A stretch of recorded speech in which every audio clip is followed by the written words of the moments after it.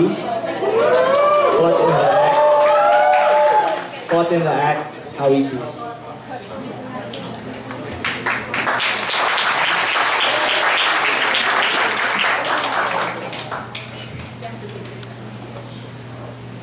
I wanna make you smile whenever you're sad. Carry you around when your arthritis is bad. All I wanna do is grow old with you. That was a song from a show I did a few years ago. My name is Howie, and I am a theater actor. I'd like to think that my life is divided into different acts. So fellow Toastmasters, lend me your ears as I tell you the story of how I got caught in the act. First act, curtain opens. I'm a UP student taking up computer science. I was never really exposed to the arts. Like James, I would try to solve differential equations. But UP opened my eyes to a lot of things. And one of them is the theater. I could remember the very first play that I saw. It was a Dulaang UP production. There I was, sitting comfortably in the theater, and by the end of the show, what flashed before my eyes were a naked man and woman.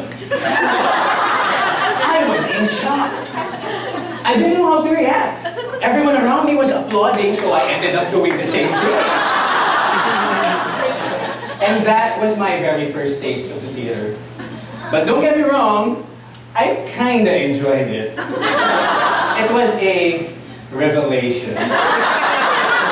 In fact, one of the most memorable moments of my college days was when my humanities professor discussed musicals. And one of them was the show Rent. After a year, I was lucky enough to catch Rent here in Manila. And after sitting in the theater, and I started laughing and crying and singing my heart out, a voice inside me whispered to me, "You want to be on that stage." I didn't really pay attention to it until I found myself in my second act. Second act, the scene opens. I'm working in an IT company, sitting in front of the computer for countless hours. There was emptiness inside me. I kept on asking myself, is this what I want to do with my entire life? I wanted to do something else, something different. Have you ever felt that? That you wanted to do something but didn't know what it was? And then, I heard that voice again. You want to be on stage. So after a year of working as a software developer, I gave in to the voice. I wanted to start doing theater professionally.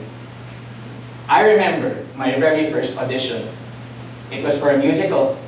I was so nervous. I didn't have any vibrato that time. When it was my turn to sing in front of an intimidating panel, lo and behold, my vibrato came out. It came out because my entire body was shaking.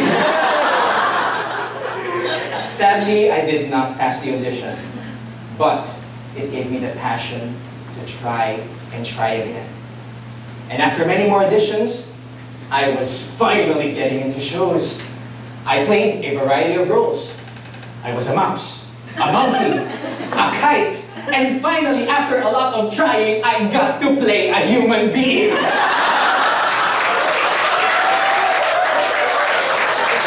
I can remember a lot of crazy experiences I had in the theater.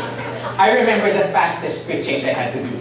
I had to put on a wig, a hat, a coat, pants, gloves, and voila, in 15 seconds, I transformed from a villager to royalty. I wish I could say the same about my salary. Oh, I remember another incident. This was during a rehearsal, and we had a special visitor, my idol, Leia Salonga. It was my first time to see her. During break time, blackout, total darkness. Someone bumped into my shoulder. It was Leia. I could remember the very first words she told me. "Oh, hi, do I know you? I can't see you." I was speechless. Her words were music to my ears. I did not wash my shoulder the next few days. Isn't it crazy? And yet what made me realize that I was meant to do this was when I became part of the show that started it all. The show where that voice told me, you want to be on that stage. I found myself acting and singing on the stage of Rent. It was one of the happiest moments of my life. So here I am now, the third act. The future opens. In real life, I now play many roles. A theater actor, an instructional designer, and just recently, a Toastmaster. Playing all those roles off stage made me realize that I can be all those persons on stage. And you know what? I'm not limiting my talents to the theater, but to life itself. And in fact, I still hear that voice talking to me. But it changed. Instead of telling me, you want to be on that stage, it's now telling me, stay on that stage.